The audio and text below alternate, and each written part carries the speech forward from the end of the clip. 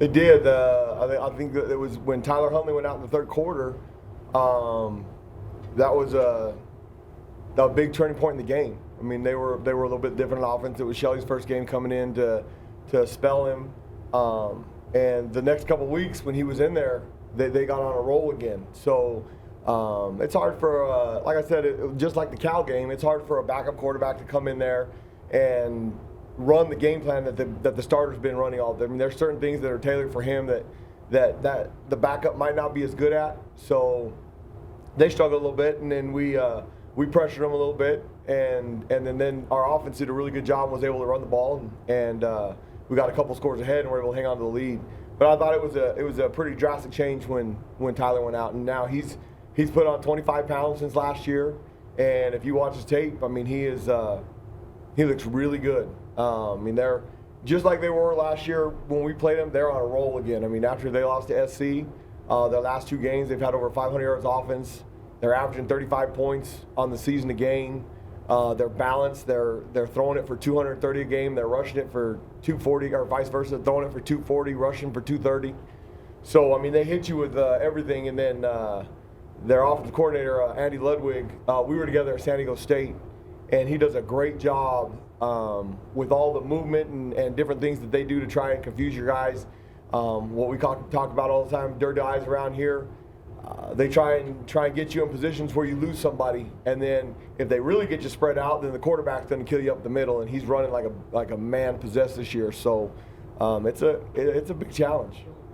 How much different are they offensively with Ludwig and the fact that you guys know each other so well? What does that do? Well, I mean, he'll know. I mean, he was with us for 2 years at San Diego State before he moved on to Wisconsin. His personality is to be really physical downhill, run the ball, try and establish that, and then beat you with the play action and all the motion and movement stuff. He'll have a decent feel. I mean, they're different last year. Last year they were majoring a lot more in all those nasty splits. They'll do a little bit of that this year, but that's not their mantra like they were. I mean, Coach Taylor at Sacramento State did some of that against us this year. That they haven't done a ton of that, but they've got it in their arsenal and they can go to it if they find something that hits you. But I mean, we're going to see a very physical football team come and establish who they are and let us know who's coming to town. So it should be a hell of a fist fight. I'm excited about it. Them being physical, does that maybe do a disservice to them also being creative, which probably takes it back a step to being physical? No, because I think their O-line is they play like you want them to. I mean, they finish through the whistle. They play football like it's meant to be played, mean and nasty. If you watch their tape, they try and finish their blocks. I mean, we talk about our guys wanting to run and jump on the pile and being a part of the play until the guy's not moving and wiggling. They're the same way, and so they establish their physicalness up front. I mean, a long time ago, somebody said all that fly motion and stuff is that of a finesse offense. I don't agree. If you do the running game stuff, I mean, and when you use the quarterback as the main ball carrier, you get an extra blocker, whether it's the running back or if it's the running back pulling somebody out of the play because you give them the zone read fake. So now you got to honor that, because if they hand it off and you don't, it's going to be gone. So you can't designate somebody, so they get an extra extra blocker for the ball carrier, and he's not one to slide. He's going to try and run you over, and then they've got a couple different running backs that they use. One that is more perimeter based, and the other two that they hit it up vertical and try and go downhill on you. They do a great job with their gap scheme where they pull, they block back. I mean, like I said, they try and mess with your eyes, especially at the second level, and cause you problems. So you have to play fast. You have to match their physicalness and come downhill. I mean, it's a dream for. I mean, I love this kind of stuff. I mean, this is the way football is meant to be played, the way football should be played. So it'll be a fun contest on Saturday. Talking about that, though, I mean, in practice, obviously, the balance between keeping your players fresh and getting ready for the physicality of the game, like you saw last year. I mean, how tough is that balance getting ready for a game? Well, this time of year, we start to shorten practice a little bit to get those guys healed up. Tomorrow we'll be in helmets only. So as a young team, the better that they learn how to practice full speed without contact like that, you can get a lot better, because if you just go through the motions of a walkthrough in those, when you have your helmets on, the fits aren't the same. So when you're running up there and a guard's supposed to step down and block you, well, if you're walking through and the guard steps by you and you think you're free, you're not. And so we have to practice the correct way, and that's the hard thing for young guys, is when you take the helmets off, when you put the helmets on only, you take off all the pads sometimes, their mind goes into relax mode. And we've been better the last couple weeks on Thursday, and that's how you get them really freshened up. Later in the season, you ideally would like to go Wednesday, Thursday with no pads on, so that you can really have them fresh and ready to go on Saturday. We're not at that point in our program yet. We tried it last year, and it didn't work. And so until they learn how to do that and go full speed for long periods of time, it makes it really hard to do. We do some things in spring ball around here to try and teach them that, and now that we're getting older, more snaps under our belt, maybe we'll handle some of that stuff. Yesterday's practice was really physical, but I think to prepare to play that way on Saturday, you have to show them the blocking schemes, and we've done more around here, good on good. We're running the scout team for our first offense, and they're running the scout team for our first defense, our good guys versus their good guys, so that we get a more full speed look. It cuts down on the amount of reps, but they're quality reps.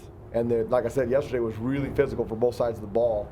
And so now we did more pass scaling stuff today and more run fit stuff today, so we're not banging into each other as much. We still did during the team period. And then tomorrow, like I said, it'll be all helmets. So you got to kind of manufacture them. And then there's a couple guys that, I'll give you, for example, George Lee. He doesn't need a ton of reps. In the last 3 weeks, we've kind of spaced him out in practice, and he's played really well the last 3 weeks. So he's also a senior. Kobe Williams, he moved from playing corner to playing safety for almost the entire Washington State game. He didn't make one mistake. In 70 snaps, he did not make one mistake. For a guy that has not played safety one time in his career since I've been here, and we did it during the bye week and last week, and he was perfect assignment-wise, and he played really good in coverage. He's also been playing college football for 5 years.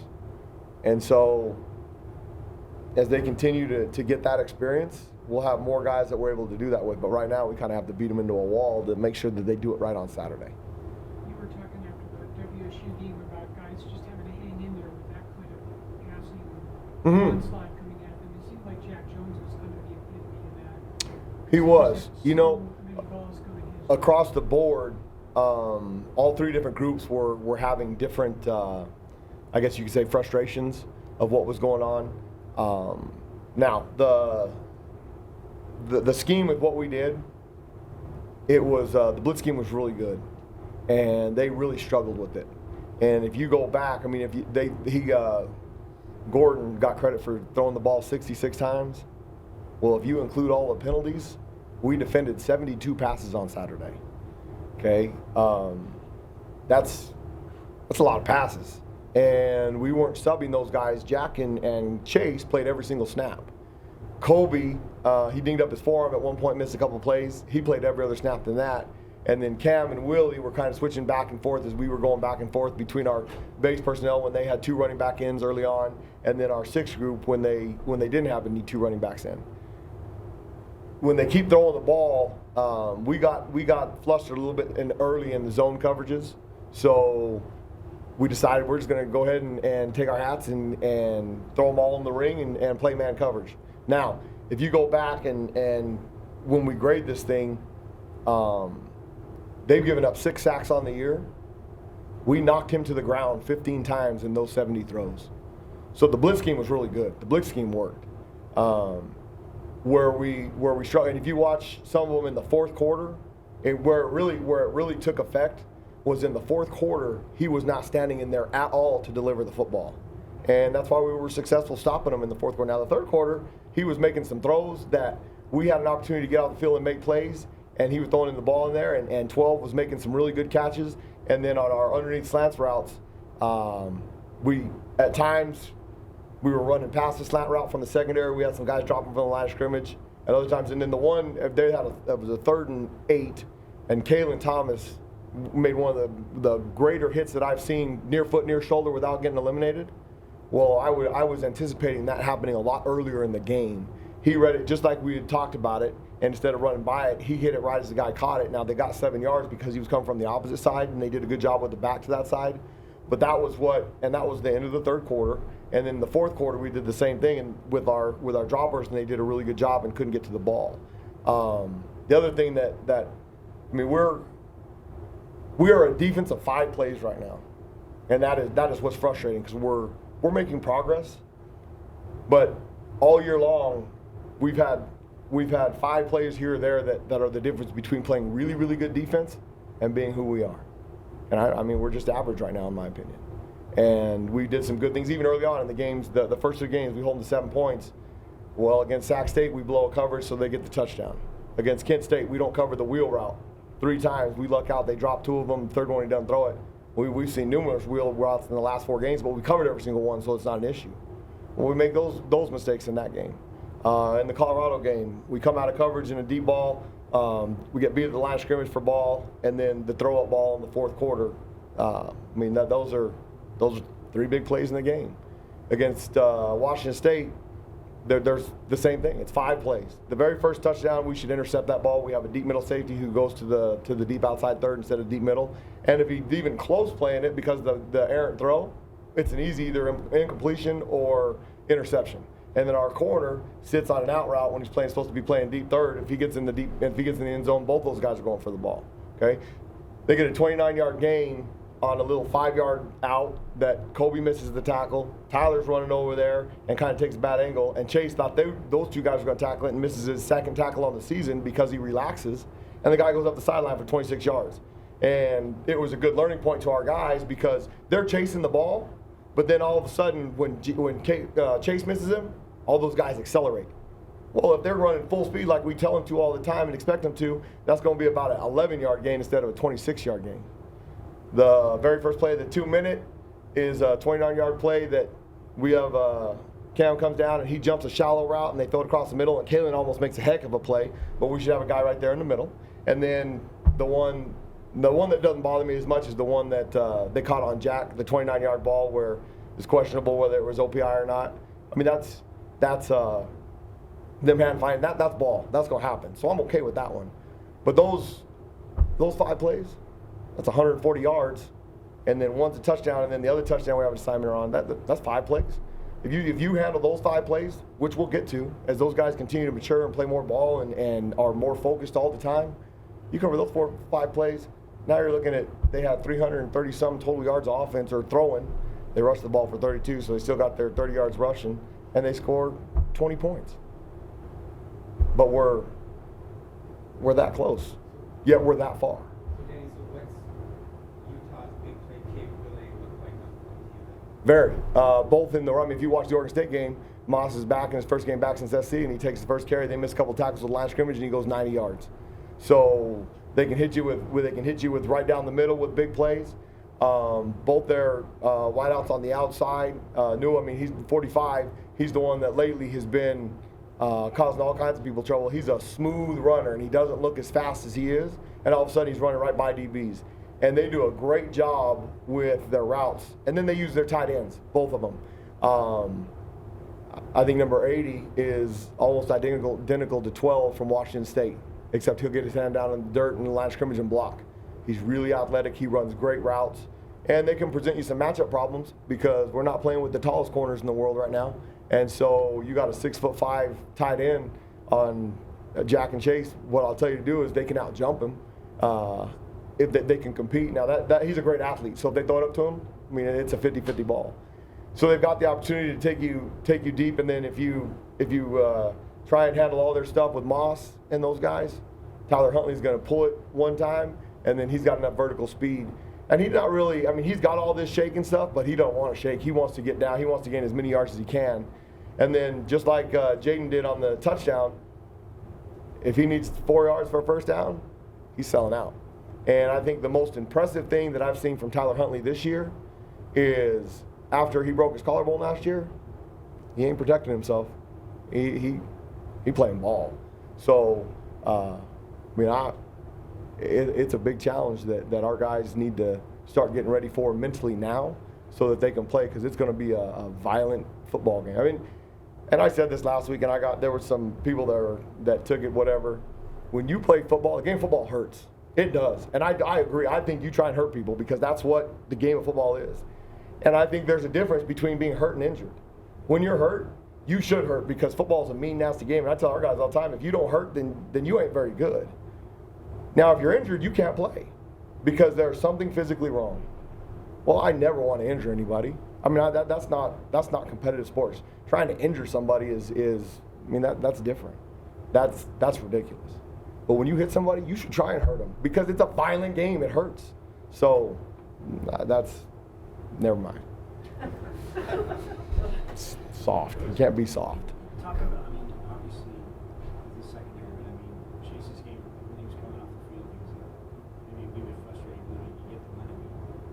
Had a lot of good tackles. I mean, again, you knew you were going to see the ball up in the air, Yep. I mean, so many times, but what was his... I think this is, I'll take the blame for that. He was frustrated because they had 460 yards throwing. We had opportunities. I made a big mistake as a coach that I've done this for 20 years and should have never done. People ask me all the time, what's your record going to be? I don't know. Couldn't tell you. We're going to go in there, we game plan, and we show up to win every single game. And I said that 20 number because somebody asked me about how many we had at San Diego State, and I said we can get 20 this year.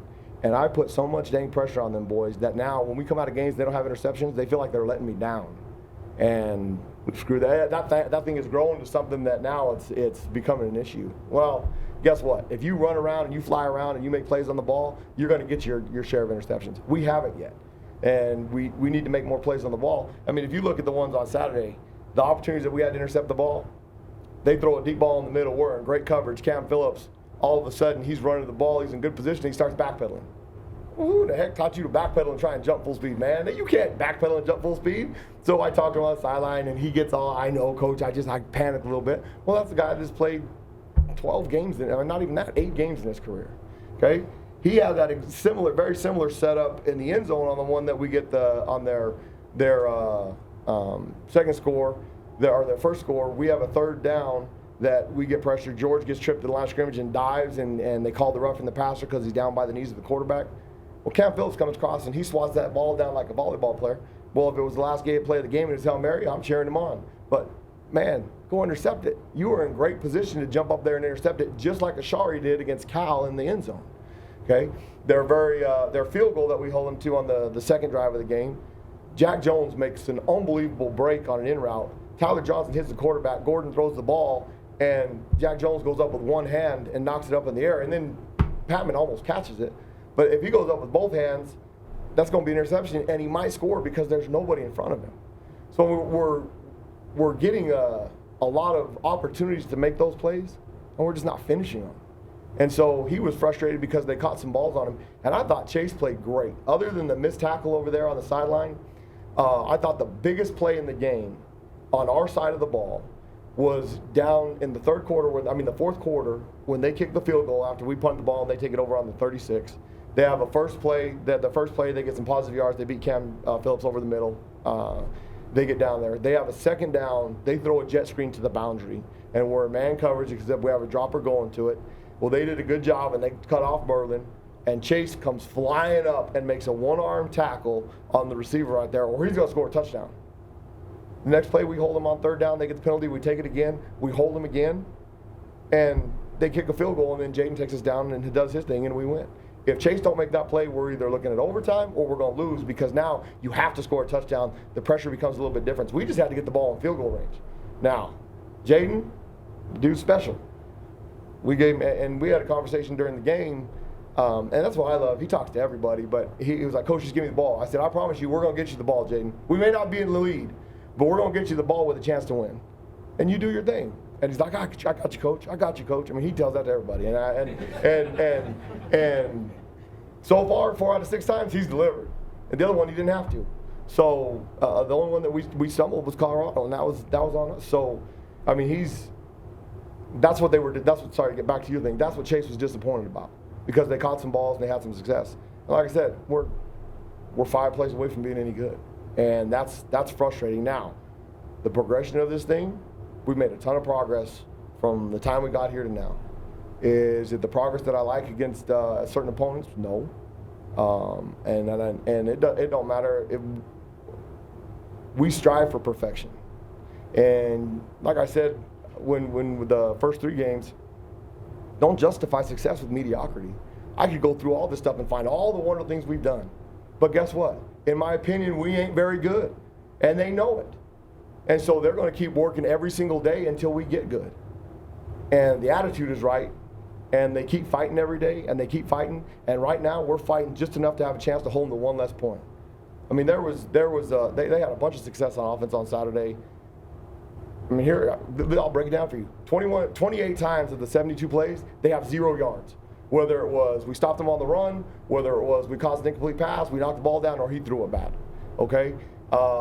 We go through the next 21 of 28, so now 21, so that's 38, 48 plays. You go to those ones, they were from a difference of 0 to 9 yards, with 0 yards after the catch.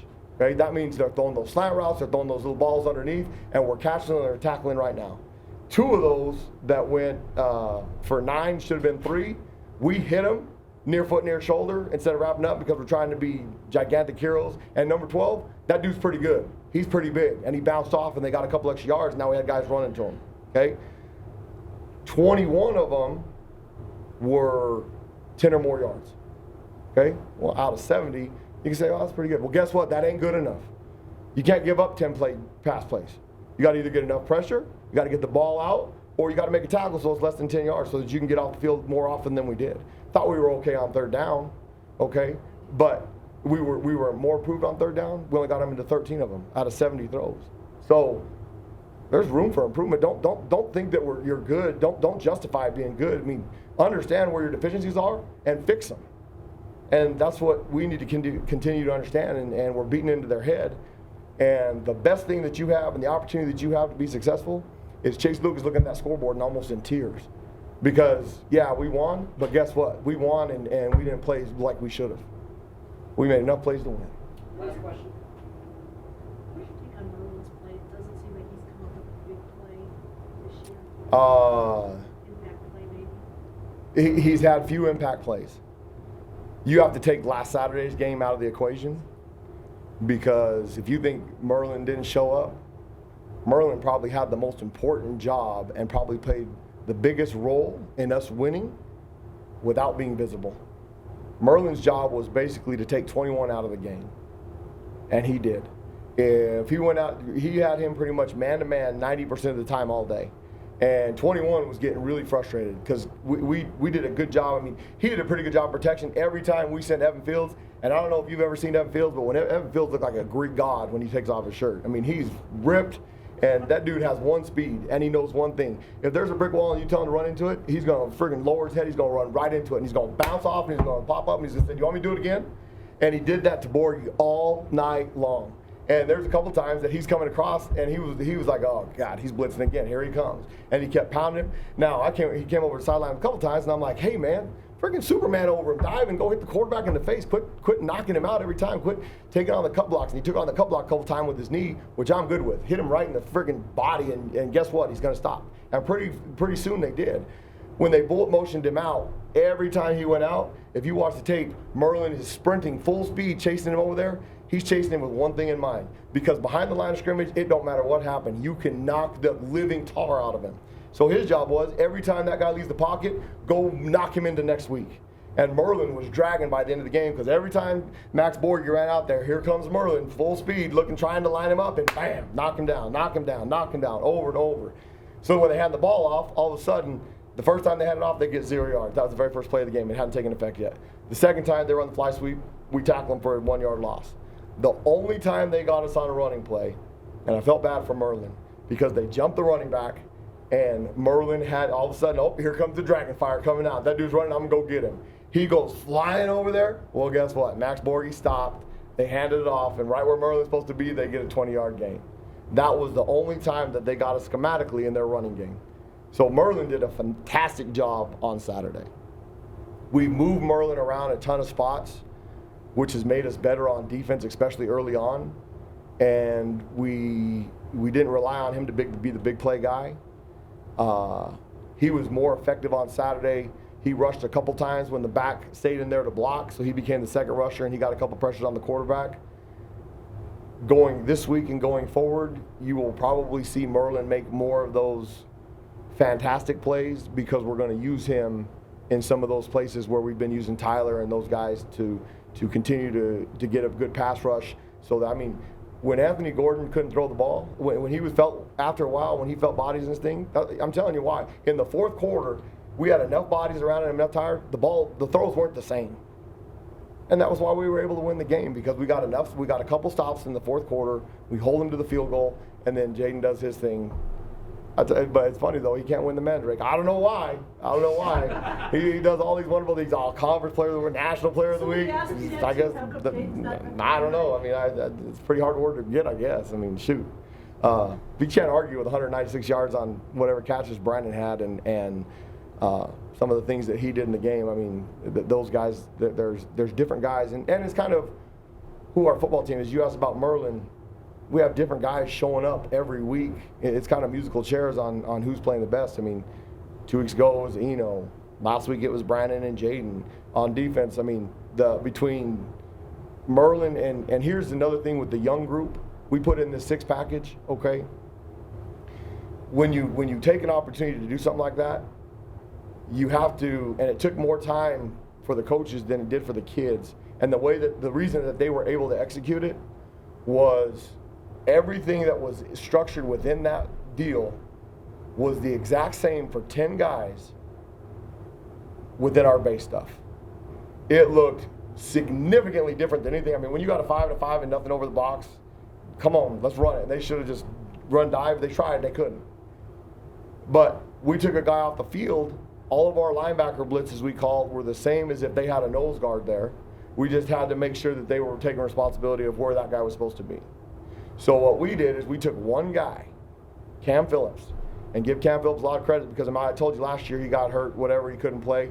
He dislocates his elbow. After the first series, he came off and he goes, "Coach, I can't play with this thing." He has a big brace on his elbow. He goes, "I can't play." I'm like, "Cam, dude, we have put all our stock into you. If you get hurt, man, no, we can't, you can't." He goes, "Coach, I can't play with this thing."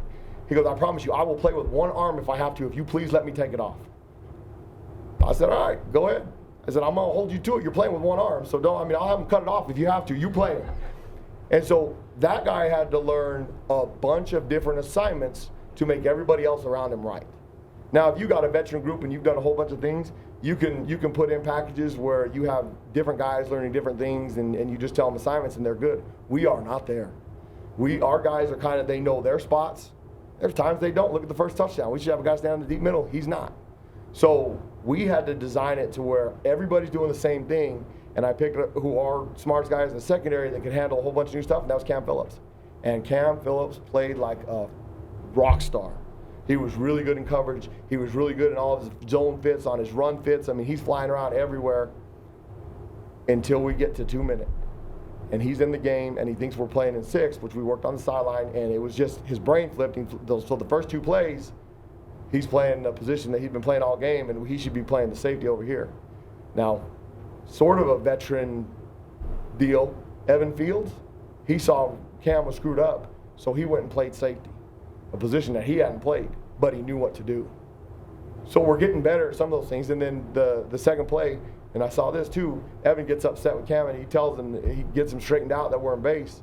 And then we get him in a 3rd and 10, and then we get him to Hail Mary. We pressure him, we call timeout so that we get everything set up. Lole does a great job. We get to Gordon, and they can't throw it. So you're seeing those guys grow up and mature and do the things that are going to be really, really good down the road. But we're still, what have we played? We played 13 last year and 6 this year. We're 19 games into it. I still don't think we're very good, but we're going to be damn good. We're going to be really good around here. And if those guys keep working the direction they're working and flying around, we can surround Jaden with the pieces. We're going to be a really, really good football team. And all this stuff we've done, we're 5-1. Well, guess what? We got 6 more opportunities.